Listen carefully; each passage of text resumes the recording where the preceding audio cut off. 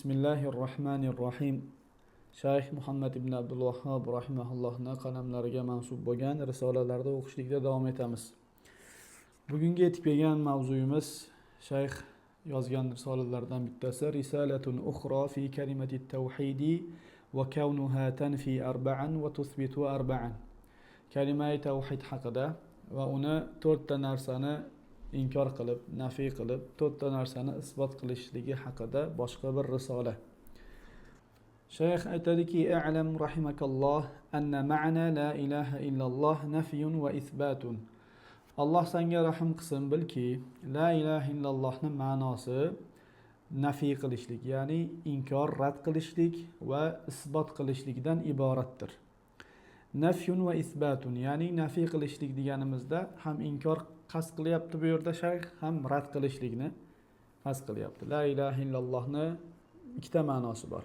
Nafiy qilishlik, rad qilishlik, inkor qilishlik va isbatun, isbot qilishlik, tan olishlik va qabul qilishlikdan iborat deyapti. Demak, la ilaha illalloh kalimasi ikki qismga ajralar ekan.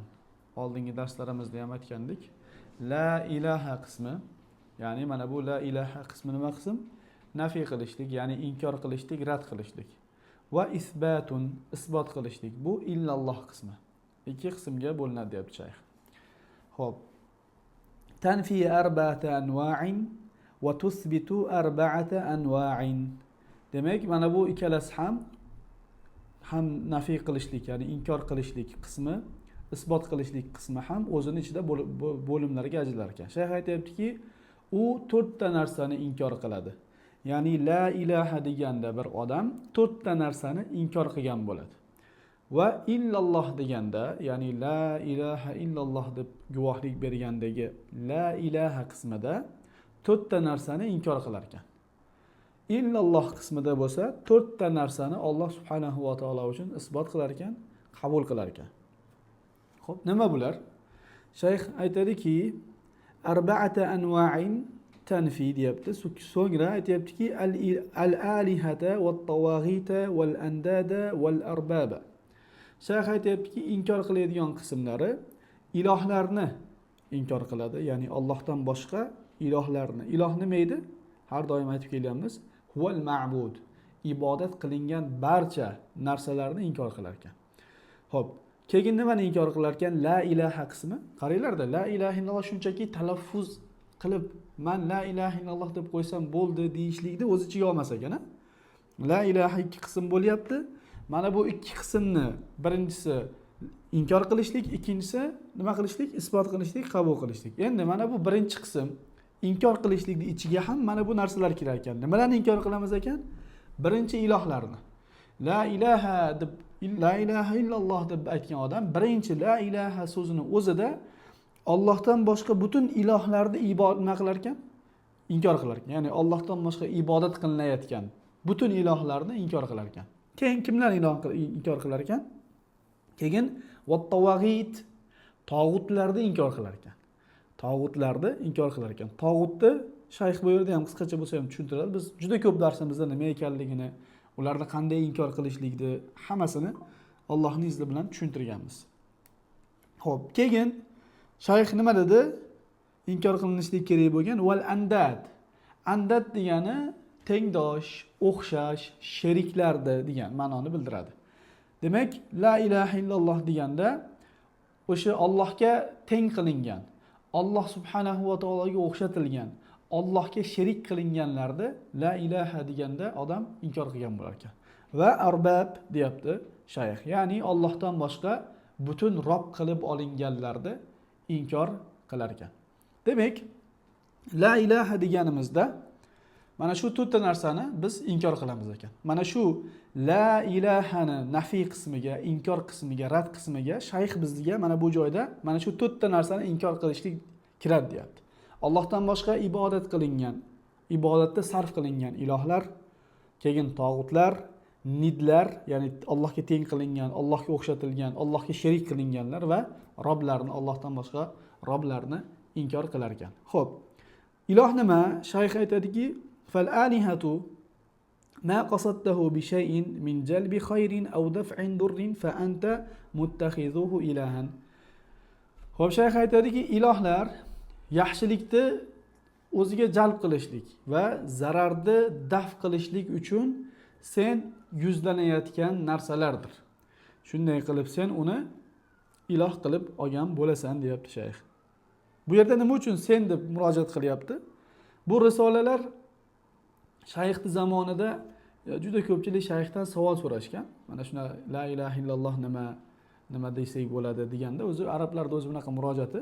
Aslida ya'ni sen deganda savol so'ragan yoki tushuntirayotgan odamini iloh qilib olgansan demoqchi emas. Faqatgina tushuntirish uchun mana bu narsani yozgan bo'lishi mumkin mana shu tarzda. Yoki aytganimizdek, shu savol so'raganlarga shu raddiya tarzda javob bergan bo'lishi ham mumkin. Allohu a'lam. Xo'p, demak iloh nima ekan? Iloh ma qasadtuhu bi shay'in min jalbi khayrin. Ya'ni yaxshilikni jalb qilishlik uchun yuzlanayotgan narsalar.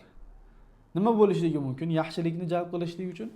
Bu endi shayxning zamonida o'sha sofiylar bo'lganligi uchun Makka, Madina atrofi juda ko'p qabrlarga to'lib, ya'ni qabrlarga ibodatga to'lib ketganligi uchun shayx ham mana bunaqangi javob beryaptiki, sofiylar nima qiladi? Qabrlarga boradi yoki avliyolardan yaxshilikni o'zlariga jalb qilishlik uchun ulardan biror narsa so'raydi, duo qiladi, ulardan yordam so'raydi, madad so'raydi. Va xuddi shunday zararni daf qilishlik uchun ham ularga sig'inishadi. Ularga yordam so'rashadi, ulardan madad so'rashadi. Mana shu narsalarda aytayaptiki, kim bunaqa qiladigan bo'lsa, uni iloh qilib olgan bo'ladi. Ya'ni qisqacha qilib aytganimizda iloh ibodat qilingan. Ibodatni biror bir turini har qanaqangi bir narsaga biz sarf qilayotgan bo'lsak, xoh qabul qilaylik, xoh o'sha ibodat qilinayotgandagi yonimizdagi o'sha qarshimizdagi narsa, odam, zot buni men qabul qilyapman, men seni ilohiyman desin demasin, biz ibodatni sarf qildikmi, ana shu sarf qilgan narsamiz kim bo'lishidan qat'iy nazar uni iloh qilib olgan bo'lamiz. Zotan u qarshimizdagi odam buni qabul qilsa, bunga rozi bo'lsa, bu tog'ut bo'lgan bo'ladi. Haqiqiy tog'utga o'tgan bo'ladi. Xo'p, demak tushunarli bo'lgan bo'lsa, iloh nima ekan? Ma qasadtuhu bi shay'in min jalbi khayrin aw daf'i durrin. O'sha yaxshilikni jalb qilishlik, zararni daf qilishlik uchun yuzlanayotgan narsalar. Endi mana bu qabrlarga yuzlanayotganlar ham nima uchun yuzlanyapti? Misol uchun, qabrga borib duo so'rayotganlar, payg'ambarimiz sollallohu alayhi vasallamning qabriga borib duo so'rayotganlar. Nima bo'lishi mumkin? Bu farzand so'rashlik bo'lishi mumkin. Nima bu? Yaxshilikmi? Yaxshilik. Yaxshilikni jalb qilishlik uchun payg'ambarga yuzlanyaptimi? Payg'ambarga yuzlanyapti. Ey Allohning rasuli, menga farzand ber, misol uchun. Nima qilishlik? Bu yaxshilikni jalb qilishlik. Xuddi shunday yana nima qilishligi mumkin? Shu odam payg'ambarning qabriga borib aytishligi mumkinki, ey Allohning rasuli, meni shafaat qil. Nima bu? Yaxshilikni jalb qilishlik. Yoki aytishligi mumkin, ey Allohning rasuli, meni Allohga shu shikoyatimni yetkazib qo'y. Nima bu? Yaxshilikni jalb qilishlik. Yoki zararni daf qilishlik uchun, ey Allohning rasuli, senga shuni shikoyat qilaman. Ey Allohning rasuli, Allohga shuni shikoyat qilaman. Seni Allohga yetkazib qo'y. Bularning hammasi yaxshilikni jalb qilishlik uchun yoki zararni daf qilishlik uchun, o'sha yuzlanish bo'lganligi uchun buni iloh qilib olgan bo'ladi. Demak bu. Va tawagit, tog'utlar, man ubida wa huwa radin aw rushiha lil ibadati misla sammani aw tajin aw abi hadidatin. Shayx aytadiki, tog'utlar kim bular? O'ziga ibodat qilinishiga rozi bo'lgan yoki o'ziga ibodat qilinadigan, sig'inadigan biror kimsa kabi ko'rsatilgan ibodat qilinadigan ma'budlar. Xuddi Sammon, Toj yoki Abu Hadida kabi deyapti. Endi bu ismlar faqatgina shayxning zamoniga xos bo'lgan ismlar. Ya'ni işte aytganimizdek, shayxning zamonida shu odamlarga ibodat qilinardi. Ulardan duo so'ralardi, ularga sig'inilardi. Ismlar o'zgarsa ham haqiqatlar nima qilmaydi? O'zgarmaydi. Bu katta qoida. Misol uchun payg'ambarimiz sollallohu alayhi vasallam zamonidagi shu ibodat qilinadigan narsalarning ismi nima edi? Lot, Manot, Uzzo. Bulardan odamlar shularga sig'inishardi. Va sig'inayotganda ham ular bizni Robbimiz, ular bizni yaratuvchimiz, ular bizga rizq beradi dermidi? Yo'q. Bunaqa deyishmasdi. Biz 3 ta darsdan beri shayxda mana shu haqidagi darslarni o'tyapmiz. Ular nima uchun qilishardi? Ma na'buduhum illa liyuqarribuna ilallohi zulfa. Biz ularga faqatgina bizni Allohga yaqinlashtirib qo'yishliklari uchun ularga duo qilyapmiz yoki ibodat qilyapmiz. Maqsadlari nima? Maqsadlari yaxshi. Yoki Alloh subhanahu va taolo boshqa oyat karimalarida nima dedi? Va ya'buduna min dunillahi ma la yadurruhum va la yanfa'uhum. Ular o'zlariga biror bir foyda ham bera olmaydigan, zarar ham bera olmaydigan narsalarga nima qilishadi? Sig'inishadi. Va yana bu bilan birgalikda nima deyishadi? Va yaquluna haula'i shufa'auna indalloh. Ular aytishadiki, bular bizni Allohning yonidagi, Allohning huzuridagi shafoatchilarimizdir deyishadi. Va ya'buduna min dunillahi ma la yadurruhum va la yanfa'uhum va yaquluna haula'i shufa'auna indalloh. Ular Allohni qo'yib, o'zlariga na zarar beradigan, na foyda bera olmaydigan narsalarga ibodat qilishadi. Demak, bularning qilayotgan narsasi o'zlari shafoat so'rayapmiz, shafoat talab qilyapmiz desa ham, Alloh subhanahu va taolo nima deyapti buni? Ibodat deb nomlayapti. Va ular nima istashyapti bu bilan? Ularning robligini istashyaptimi? Ularni iloh deb aytishyaptimi? Yo'q. Ular nimani istashyapti? Va yaquluna haula'i, mana shular payg'ambarimiz zamonidagilar, Lotlar, Manotlar, Uzzolar yoki Iso alayhissalom, Uzayr alayhissalom, ular onasi yoki farishtalar. Kimlar bular? Haula'i shufa'auna indalloh. Bular bizni Allohning huzuridagi shafoatchilarimiz. Ya'ni bular bizni misol uchun duolarimizni Allohga yetkazadi. Biz ulardan so'raganimiz yo'q. Biz faqat ularga aytyapmizki, duoyimizni Allohga yetkazib qo'yinglar. Yoki ularga yuzlanyapmiz, ey falonchi Iso alayhissalom, ey Uzayr yoki ey farishtalar Jabroil yoki Mikoil bizni nima qilgin? Allohning huzurida shafaat qilgin. Yoki bizni duoimizni Allohga yetkazib qo'ying. Bular nima? Bular xuddi shunday shayxning zamonidagi ismlari farqli bo'lgan narsalar. Kim? Aytganimizdek, ismlar o'zgarishligi mumkin, lekin haqiqat o'zgarmaydi. Bugun Sammon ismli bir ibodat qilinayotgan narsalar bo'lmasligi mumkin. Toj ismli ibodat qilinayotgan narsalar bo'lmasligi mumkin. Abu Hadida nomli ibodat qilinayotgan tog'utlar bo'lmasligi mumkin. To'g'rimi? Lekin xuddi o'sha shayxning zamonida yoki payg'ambarimiz sollallohu alayhi vasallamning zamonida qilinayotgan xuddi shu ibodat qilinayotgan bo'lsa, buni ismi nima bo'lishidan qat'iy nazar haqiqati nima buni? Buni haqiqati shirk. Buni haqiqati shirk. Misol uchun oldingi payg'ambarimiz sollallohu alayhi vasallamning zamonida parlament bo'lmagan. Lekin ularning parlamentining oti nima bo'lgan? Dorun Nadva bo'lgan. To'g'ri, ularning Dorun Nadvasi yog'ochlardan, loylardan qurilgan. U Dorun Nadvadagi o'sha deputatlarning galstuklari bo'lmagan. Soqollari kesilgan, qimmat-qimmat atirlar, qimmat-qimmat soatlar taqib u yerlarga kirishmagan. Lekin baribir buni shakli boshqacha bo'lsa ham, uni ismi boshqacha bo'lsa ham, ularda qilayotgan o'zi asl haqiqati nima edi? Insonlarning ichida qonun chiqarishardi. Payg'ambarimiz sollallohu alayhi vasallamni o'ldirishlikka qayerda qaror berishdilar? Dorun Nadvada. Ya'ni Dorun Nadva bir xil, faqatgina ismi boshqacha xolos. Misol uchun bugun mana shu masalada nima qilib bo'ladi? Demokratiyani oladigan bo'lsak, hammadan bir so'zni olib chiqib, ularni eshitishlik qiyin. Shuning uchun nima qilindi? Xalqqa aytildiki, sizlar o'zingizlar xohlagan narsalarni bizga yetkiza olishingiz uchun o'zlaringizlarning ichingizlardan bitta odam tanlaylar. Ular sizlarning nomingizlardan mana bu parlamentda nima qilishadi? Gapirishadi. Endi nima bo'ldi?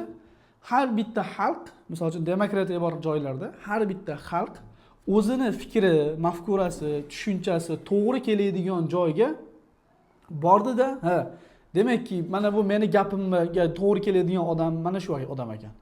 Mani fikrlashim bilan bir xil fikrlashar ekan. Mani xohlayotgan narsam bu ham xohlar ekan dedi-da, ana shu odamni sayladi. Misol saylovga bordi, shu odam meni nomimdan gapiraveradi dedi. Endi bular har bitta odam misol uchun geyi, kechirasizlar, geylarni tanladi misol uchun. To'g'rimi? Yo yana boshqa bir fahsh munkarni yaxshi ko'radigan fahsh munkarni tanladi. Bular nima qiladi endi? Bular xalqning nomidan ular xohlayotgan narsani aytadi. Shularning nomidan. Endi Dorun Nadvada nima bo'ldi? Dorun Nadvada ham xuddi shunaqa, faqatgina ismlari boshqacha xolos. Oqsoqollar bor edi. Bu oqsoqollar har bitta qabilani raisi edi. Misol uchun Adi misol bir qavm bo'lsa, bularning kattasi Umar ibn Xattobning dadasi edi boshida, Dorun Nadvada. Keyin Umar ibn Xattob radhiyallohu anhu ning dadasi Umar radhiyallohu anhu musulmon bo'lmasidan oldin qaradi, bu o'g'li fikri joyida, gapi o'tadi, kattalardek fikrlaydi, bir gap gapirsa uyaltirib qo'ymaydi. O'g'liga joyini bo'shatib berdi. Misol uchun Xolid ibn Validning qabilasi, to'g'rimi? Mughira yo'q, Valid ibn Xolid edi. Valid otasi Valid ibn Mughira, u o'zlarini qabilalarining kattasi edi. Bularning nomidan gapirishardi. Misol uchun Rasululloh sollallohu alayhi vasallamning qavmidan kim edi? Abdul Muttolibdan keyin Abu Tolib edi. Yoki uni boshqa qavm qarindoshlari edi. Demak, nima ekan mavzuyimizga qaytadigan bo'lsak, ismlar o'zgarishligi, shakllar o'zgarishligi, suratlar o'zgarishligi mumkin ekan. Lekin qilinayotgan o'sha ish haqiqati qoladimi? Albatta, qoladi. Ism o'zgarsa ham, shakl o'zgarsa ham haqiqat o'zgarmaydi. Haqiqat nima? Bu ish shirk. Ya'ni Dorun Nadva bo'lsin buni ismi, shakli aytganimizdek zamonaviy bo'lsin. U yerda qatnashadiganlar galstugi, qimmat-qimmat soatlari, qimmat-qimmat atirlari, parfumeriyalari bo'lsin. Lekin bu yoqda qilinayotgan odamning ishlar, o'tmishda qilingan ishlar, parfum bo'lmasa ham, qimmat-qimmat soatlar bo'lmasa ham, qilayotgan ishlarning haqiqati nima? Qilayotgan ishlarning haqiqati dinga qarshi chiqish. Rasululloh sollallohu alayhi vasallamni o'ldirishga hammasi birdaniga nima qildi? Qaror berdi. Endi bugun biror bir da'vatchini o'ldirishga yoki uni taqiqlashga, namoz o'qishni taqiqlashga o'sha parlament deyotgan joyda qilinishligi nima? Shirk. Qandayki payg'ambar sollallohu alayhi vasallam zamonida Dorun Nadvada qilinishligi shirk, kufr bo'layotgan bo'lsa, bizni mana bu joyimizda mana bunaqangi zamonaviy joyda qilishliklari shirkni ayni o'zgaradi. Qisqachasi ismlar Sammon, Toj yoki Abu Hadida deb o'zgarishligi mumkin, lekin haqiqat o'zgarmaydi. Haqiqat o'zgarmaydi. Qandayki o'sha oldin Uzayrga ibodat qilishayotgan bo'lsa, Iso alayhisalomga, onasiga yoki farishtalarga, payg'ambarlarga, bizning kunimizda ham zotan o'zgargani yo'q. Hali ham payg'ambarga duo qilib payg'ambarga sig'inishadi. Ayniqsa mana bu Ravzaga kirib olib boradigan 50 boshlar, qavmiylar haqqa shirk ishlatib kelishyapti. Shunga e'tiborli bo'lishligimiz kerak. Kim ota-onamni men hajga jo'natay, umraga jo'natay deyotgan bo'lsa, shu ota-onasiga aytsin, tushuntirsinki, "Voy, ota-onam, men sizlar o'tga Alloh uchun ibodatga ketyapsizlar. Alloh rozi bo'lish uchun ketyapsizlar. Shu borganinglarda mana shu amallarni qilmanglar. Nimaga desa, mana bunaqa" deb tushuntirishlik kerak. Xo'p, "Wat-tawaghitu man 'ubida wa huwa radin aw rushiha lil ibadat misla sammani aw tajin aw abi hadidatin." Shayx aytganidek, tog'utlar o'ziga ibodat qilinishga rozi bo'lgan yoki o'ziga ibodat qilinadigan, sig'iniladigan biror kimsa kabi ko'rsatilgan kimsalardir. Xuddi Sammon, Toj yoki Abu Hadida kabi. Endi buni ham tog'utlarni ham yeterincha dars qilganmiz. Buni ham ustida ko'p turishlik Allohu a'lam kerak emas deb o'ylaymiz. Xohlaganlar tog'ut haqidagi darslarimizni eshitib olsa bo'ladi. O'tgan darsda masalan mana shu kitobning boshida ham ancha tog'ut haqida gapirildi. Wal andad tengdoshlar, nidlar, o'xshash sheriklar. Ma jazabaka an dinil islam min ahlin aw maskanin aw ashiratin aw malin fa huwa niddun liqawlihi ta'ala wa minan nasi man yattakhidhu min dunillahi andadan yuhibbunahum ka hubbillah. Shayx aytadiki, tengdosh, o'xshash sheriklar, oila, seni oilang yoki yashayotgan uy yoki urug' aymog'ing, qabilang yoki mol dunyo turidan bo'lib seni islom dinidan to'sib qo'yadigan har bir narsa niddir. Bu Alloh subhanahu va taoloning mana shu so'zi. "Va minan nasi man yattakhidhu min dunillahi andadan." Odamlar orasida Allohdan boshqalarini Allohga nidlar, tenglar, sheriklar qilib oladiganlar ham borki, mana bu odamlar ularni Allohni sevgandek, ana shu Allohga teng qilib olgan narsalarni sevadilar, deyapti. Demak, nid nima ekan? Bu o'zgarishi ham mumkin ekan. Ba'zan oila bo'lishi mumkin ekan, ba'zan uy, yashayotgan maskanimiz, joyimiz, vatanimiz, ba'zan ulug' aymog'imiz, otamiz, onamiz, farzandimiz, bolalarimiz bo'lishi mumkin ekan. Ba'zan mol dunyoyimiz, qilayotgan ishimiz bo'lishi mumkin ekan. Agar bizni mana shular islom dinidan to'sib qo'yadigan bo'lsa, har bittasi nid ekan. Allohga teng qilishlik ekan. Misol uchun bu narsa ko'p er-xotinda bo'ladi. Alloh subhanahu va taolo islom dinida kofir ayol bo'lsin yoki kofir erkak bo'lsin, musulmonga bularni harom qilgan. To'g'rimi? La hunna hillun lahum va lahum yahilluna lahum degan Alloh subhanahu va taolo. Na erkak ayollar, na ayollar erkak mana bu erkaklarga halol, na ayollar erkaklarga halol. Ya'ni kofirlar bir musulmonga kofir bo'lgan erkak va ayol harom. Shuning uchun mana bu holatda xoh erkak kishi bo'lsin, xoh ayol kishi bo'lsin, tavhidni tushunadi, qabul qiladi, mushrik bilan yashashlik kerak emasligini biladi. Keyin ayol kishi bo'lsa, ayol kishiga ko'proq yuk tushadi bu yerda. Erini chaqiradi da'vatga, shunaqa bu yo'limiz xato ekan deb tushuntiradi-da. Eri ham albatta bu oddiy holat, tabiiy holat bo'ladigan narsa. Hech kim darrov buni qabul qila olmaydi. Qabul qilgisi kelmaydi. Mayli orada 3 oy o'tadi, 4 oy o'tadi, misol er-xotinchilik orada qilmaydi ayol kishi. Lekin mana bu holatda ma'lumot qilinadigan narsa nima? Shu eri sababidan erim qabul qilmadi, endi men nima qilaman? Hozir erim bilan ajrashsam, mol dunyo qo'rqusi bor, rizq qo'rqusi bor. Qo'rqadi mana bu narsalardan. Illa ma rahim robbi. Qo'rqib dindan voz kechadi.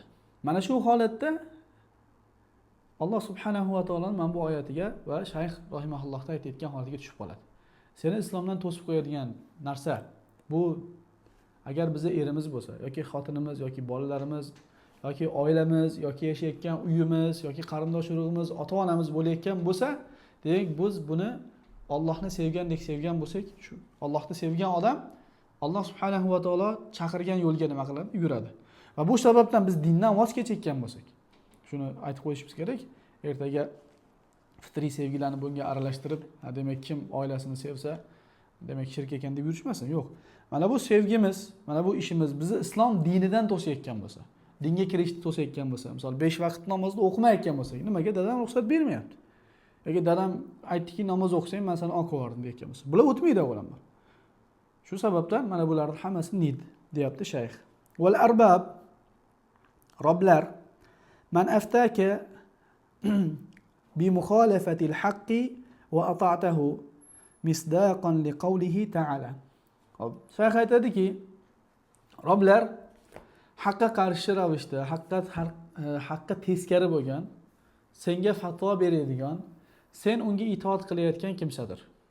Bu esa Alloh subhanahu va taoloning ushbu so'zini tasdiqlanishiga dalildir. Nima bu? Ya'ni Rob degani kim Alloh subhanahu va taoloni tavhidiga qarshi fatvo beradigan bo'lsa va mana bu fatvoga kim ergashib ketadigan bo'lsa, ergashib unga itoat qiladigan bo'lsa, mana shu itoat qilgan kishisini Rob qilib olgan bo'ladi. Shayx bu yerda shu narsani tushuntiryapti. Man aftaka bi mukhalafatil haqqi va ata'tahu. Haqqa qarshi ravishda fatvo bergan, mana bu fatvoga qarshi biz ham itoat qilayotgan bo'lsak, mana shu bizning Robbimiz bo'ladi. Rob qilib olgan bo'lamiz. Buni dalili nima? Buni dalili Alloh subhanahu va taolo oyat karimasida aytadiki, ittaxazu ahbarahum va ruhbanahum arbaban min dunillah val masih ibn Maryam va ma umiru illa liya'budu ilahan wahida la ilaha illahu subhanahu amma yushrikun. Bu oyatda juda ko'p darslarimizda aytganmiz. Yana mana shu mavzu tushunarli bo'lishi uchun aytamiz. Payg'ambarimiz sollallohu alayhi vasallam Termiziyda o'tgan hadisda keladi. Imom Termiziy rivoyat qiladi. Payg'ambarimiz sollallohu alayhi vasallam bir kuni mana shu oyatni o'qiyapti. Ittaxazu ahbarahum va rahbanahum arbaban min dunillah val masih ibn Maryam va ma umiru illa liya'budu ilahan wahida ila oxir. Mana shu oyatni o'qib turganida Payg'ambarimiz sollallohu alayhi vasallam hali islomga kirmagan, bo'ynida hoj taqqan holatida, kumushdan hoj taqqan holatida Adi ibn Hatim o'tib qoladi. Shunda to'xtab Rasululloh sollallohu alayhi vasallamga aytadiki, ey Allohning rasuli, Alloh subhanahu va taolo mana bu oyatda aytayapti, siz ham o'qiyapsizki, yahudiylar o'zlarini olimlarini, xristianlar esa rohiblarini Allohdan boshqa rob qilib oldilar. Ta'biri joiz bo'lsa, men ham xristianman, lekin biz ularga ibodat qilmagandik-ku dedi. Ya'ni ularga namoz o'qimagandik, ular uchun qurbonlik kesmagan edik, ularga sajda qilmagandik. Ya'ni ularga ilohlikni bir sifatini bermagandik-ku. Nimaga bunaqa deyapti? dedi.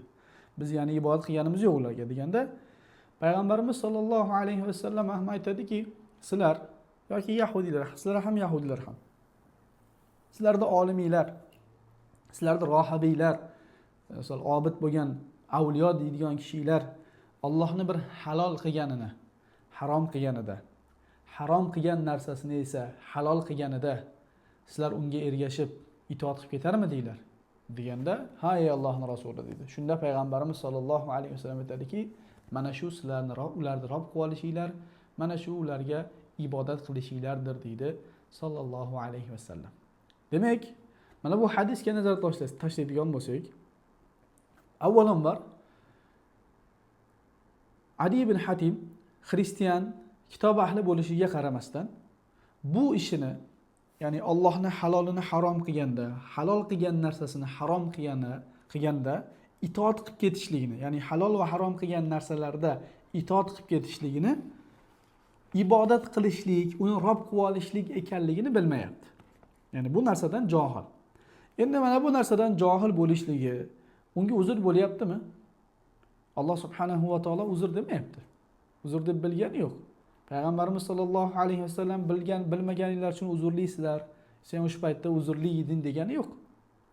Demak, halol va harom masalalarida kimga bir narsani halolligi yetib kelgan bo'lsa, bir narsani haromligi yetib kelgan bo'lsa, bunga qaramasdan u halol qilib bersa, harom qilib bersa, qarshi tarafdagi odamlar ham bunga ko'z yumib itoat qilib ketsa, demakki bu odam ham nima qilib olgan bo'lar ekan? Ularni rob qilib olgan bo'lar ekan. Ikkinchi narsa, qarang, mana bu joyda ular Alloh subhanahu va taoloni mana bu oyatidan bilganimiz va ma umiru illa liya'budu ilahan wahida deyapti. Ular holbuki yolg'iz bo'lgan bitta ilohgagina ibodat qilishga buyurilgandilar deyapti. Ham bu yerda rob qilishlik bor, ham ibodat qilishlik bor. Kim Allohning halol va haromini qo'yib, boshqalar halol qilib bergan, harom qilib bergan narsalarga, qonunlarga itoat qilib, ularga bo'ysunsa, ham ularni rob qilib olgan bo'lar ekan, ham ularni iloh qilib olgan bo'lar ekan. Shayx bizga la ilaha qismida mana shu narsalarni tushuntiryapti. Demak, biz la ilaha illalloh deganimizda, la ilaha qismida nimalarni inkor qilamiz ekan, nimalarni rad qilamiz ekan?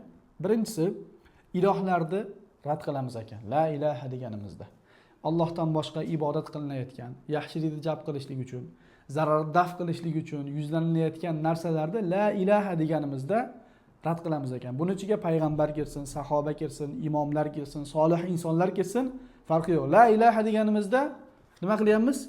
Rad qilyapmiz bulardan. Bulardan ilohlikni sifatini rad qilyapmiz. Keyin nimani rad qilamiz ekan? Tog'utlarni rad qilgan bo'lamiz ekan. O'ziga ibodat qilingan yoki ibodat qilinishga rozi bo'lgan kimsalarni rad qilamiz ekan. Buni ham ismini nimaligi, shaklini qanaqaligi, surati nima ekanligi biz uchun muhim emas. La ilaha deganimizda bularni ham inkor qilamiz ekan. Keyin nimani inkor qilamiz ekan? La ilaha deganimizda, la ilaha illalloh deganimizda, la ilahani qismida Allohga teng qilinayotgan, Allohga sherik qilinayotgan, Allohga o'xshatilayotgan narsalarni rad qilamiz ekan va Alloh to'rtinchisi Alloh subhanahu va taolodan boshqa roblarni ham inkor qilamiz ekan. Demak, rob deganda faqatgina Alloh qasd qilinmas ekan. Rob deyishlikda odamlar o'ylamasin, demakki bir odam man robman, xuddi Fir'avnga o'xshab ana robbukumul a'la, men sizlarni eng katta, eng oliy robbingizman desagina kofir bo'lib qolarmas ekan. Va buni sen bizni robbimizsan deganda ana shu ha deb buni tasdiqlagan odamgina kofir bo'lib qolmas ekan. Chunki oyatda nima deyapti Adi ibn Hatim? Aytayaptiki, ey Allohning rasuli, biz ularga ibodat qilmasdik. Ya biz ularni rob demasdik-ku. Demak, odam bilmasdan ibodatni biror bir turini unga sarf qilib, Allohning halol va harom qilgan narsalarga itoat qilib, ularga saylovda qatnashib, ovoz berib, ularni qo'llab-quvvatlayotgan bo'lsa, bu ularni rob qilgan. Xoh qabul qilsin, xoh qabul qilmasin. La ilaha illalloh deganimizda mana shu to'rtta narsani nima qilamiz? Inkor qilamiz. Demak, la ilaha illalloh quruq so'zmas ekan. La ilaha illalloh deb qo'yishlik bilan inson musulmon bo'lib qolmas ekan. Mana bular albatta la ilaha illalloh degan odamga majburan bo'lishligi kerak bo'lgan narsalar ekan. Kim la ilaha illalloh deyotganda mana shu kalimalarning ichida shu ma'nolarni qasd qilib, bularni bilib, fahm qilib, ya'ni shulardan bari bo'lib yashayotgan bo'lsa la ilaha illallohda, demak bu odam la ilaha illallohni birinchi qismi bo'lgan la ilaha qismini nima qilgan bo'lar ekan? Bajargan bo'lar ekan. Hop, ikkinchi qismi va tusbitu arba'ata anwa'in. La ilaha illalloh kalimasini to'rtta narsani ham isbot qilishligi haqida. Va tusbitu arba'ata anwa'in la ilaha illalloh to'rtta narsani ham nima qiladi? Isbot qiladi. Al-qasdu birinchisi qasd. Nima degani bu?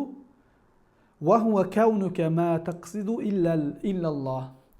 Qasd ya'ni yuzlanishlik, intilishlik. Seni boshqasiga emas, faqatgina Allohga qasd qilishliging, faqatgina uni o'zigagina yuzlanishingdir. Va ta'zima val mahabbata liqawlihi azza va jalla. Va ta'zim qilishliging, ulug'lashing va muhabbating, sevging, bular faqat kim uchun bo'lishligi? Alloh uchungina bo'lishligi. Bu Alloh azza va jallaning ushbu so'zi sabablidir. Vallazina amanu ashaddu hubban lillah.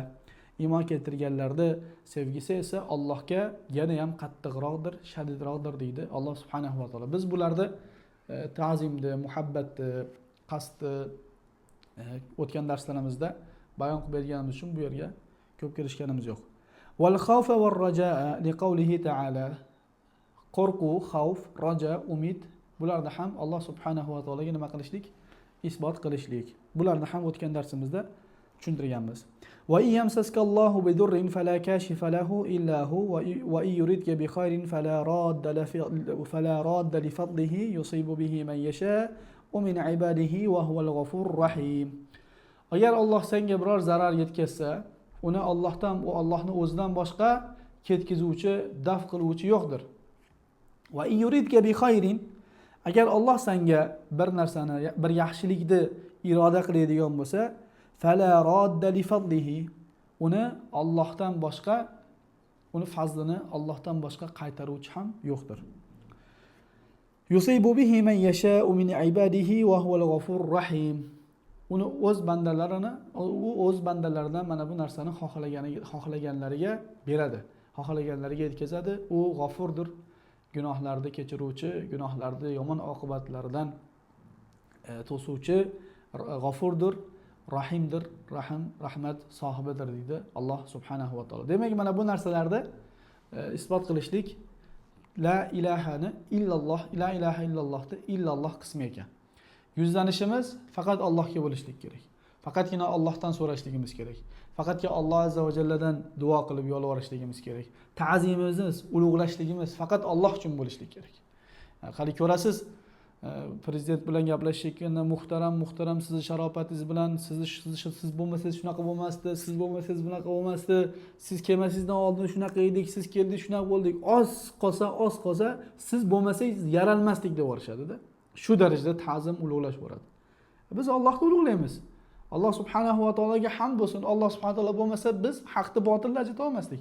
Hamdlar, ta'zimlar, ulug'lashlar Allohga hammasi. Alhamdulillahi robbil alamin. Hamd olamlarni yaratgan Allohniki. Hamd tog'utlarniki, prezidentlarniki emas. Allohga hamd aytishlik kerak.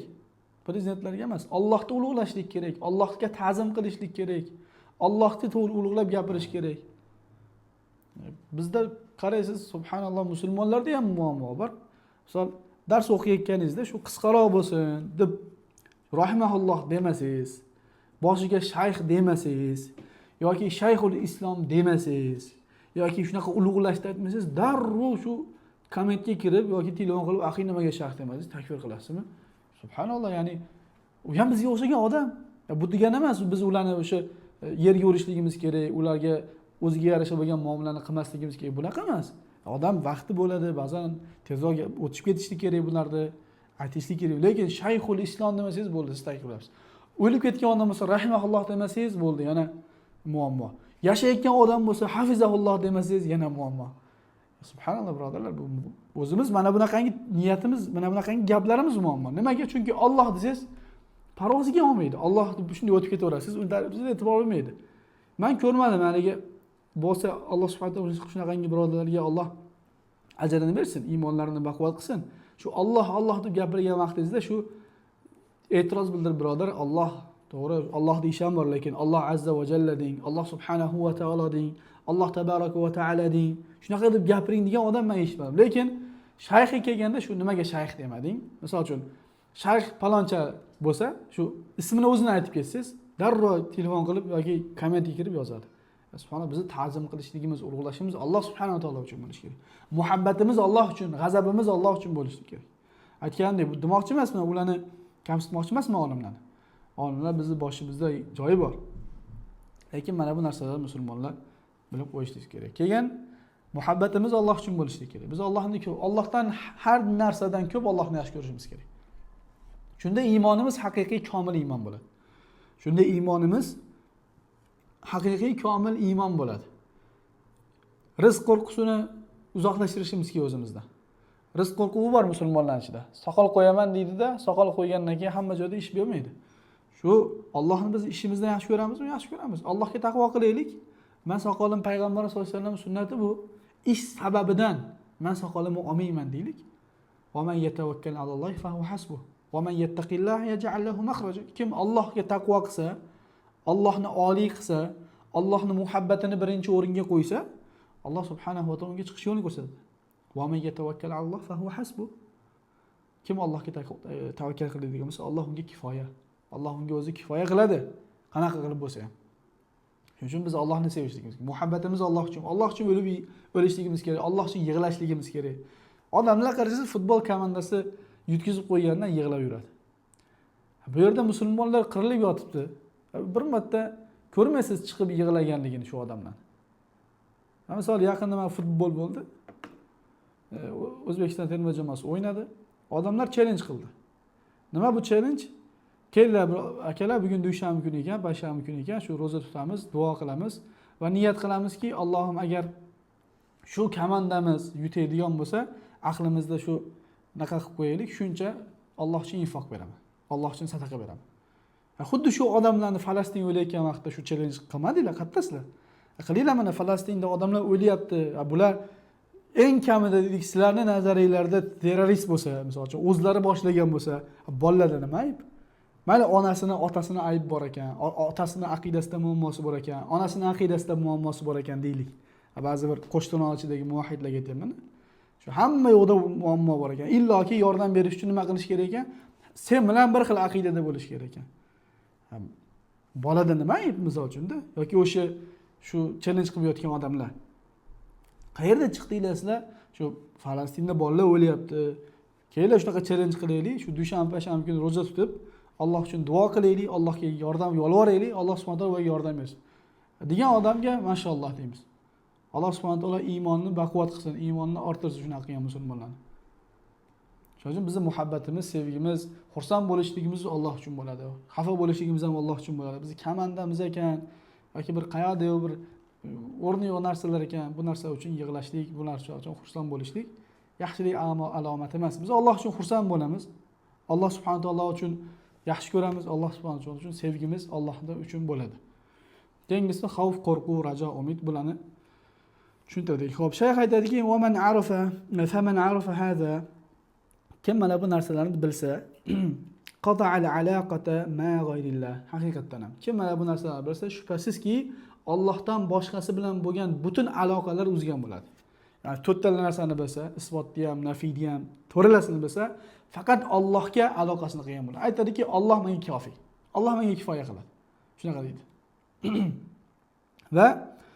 Va la takburu alayhi jahamatul batil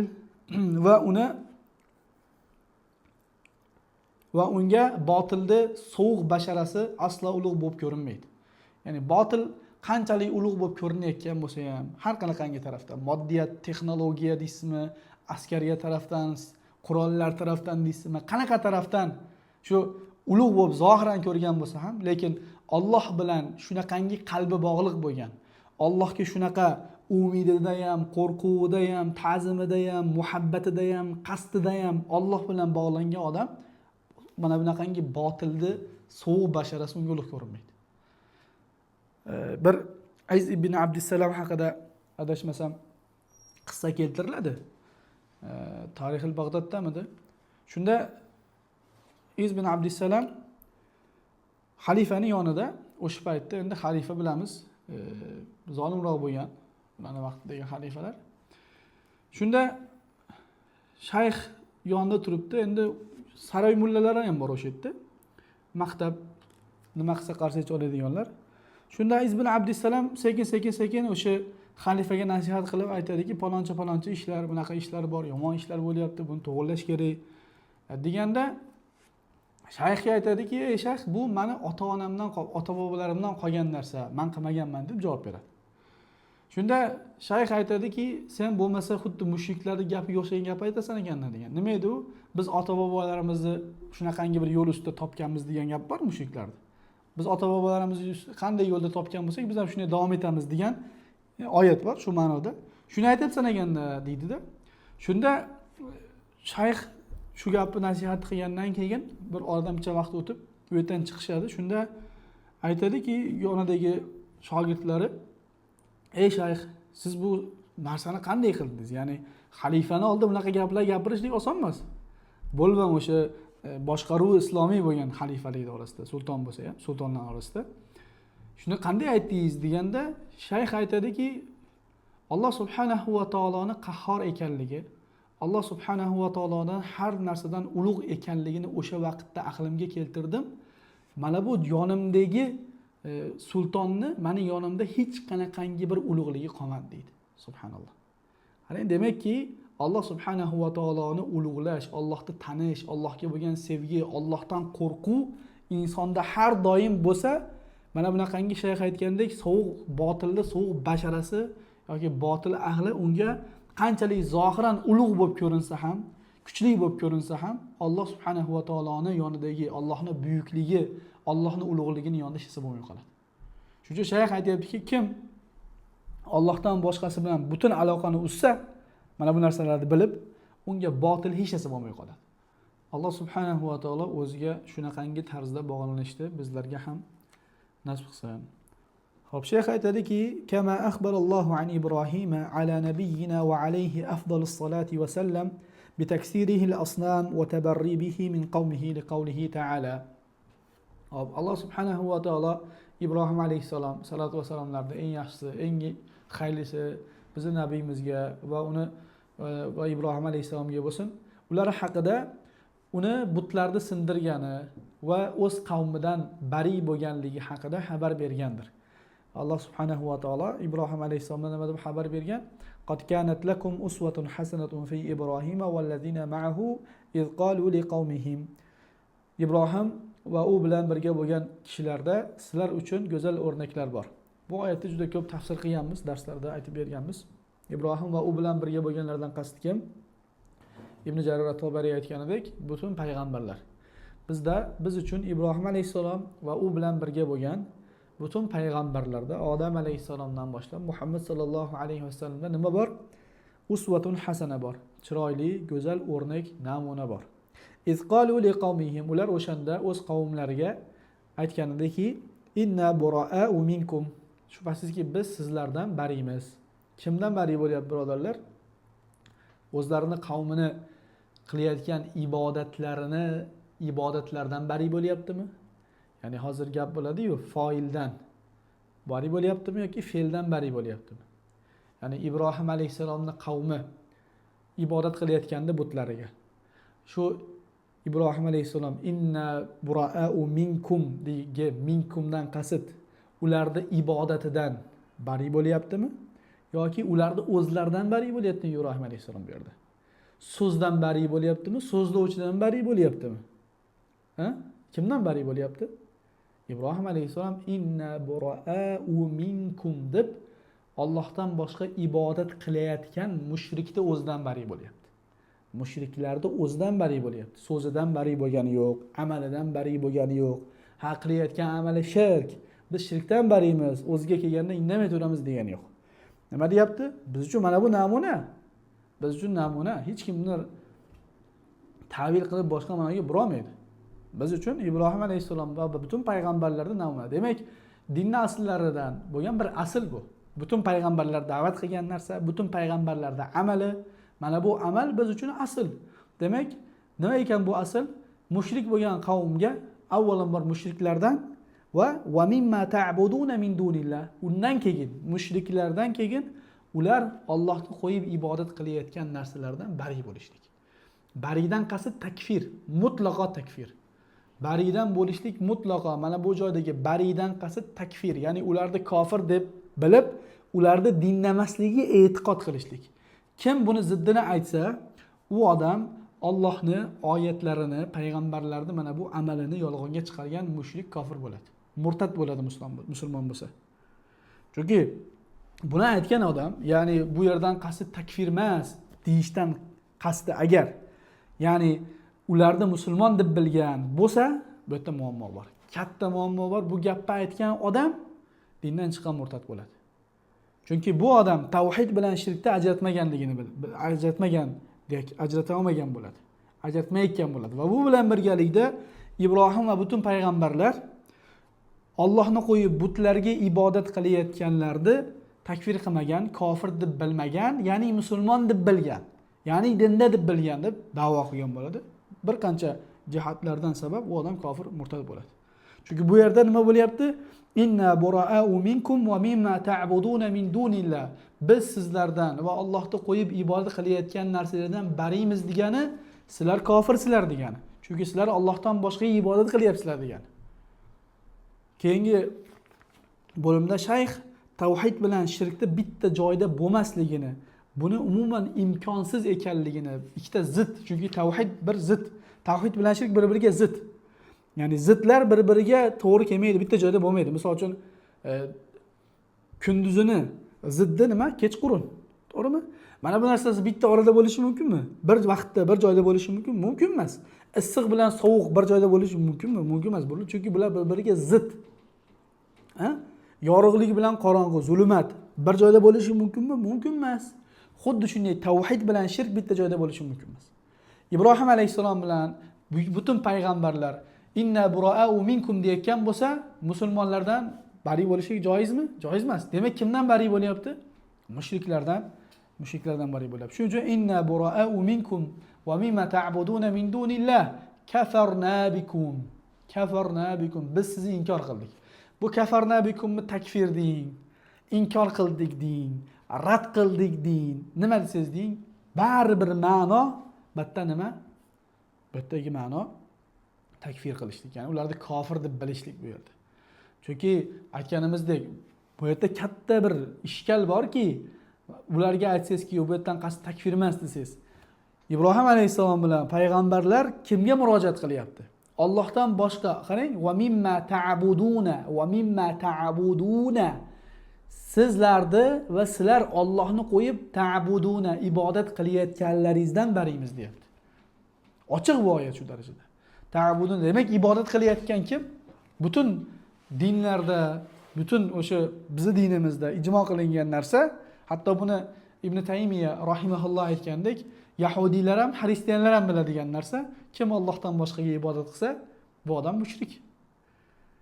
Kim Allohdan boshqaga ibodat qilsa, bu odam mushrik. Demak, Allohdan boshqaga ibodat qilgan odamga qanday Ibrohim alayhisalom va u bilan birga bo'lgan odam payg'ambarlar qanday sizlar musulmonsizlar desin.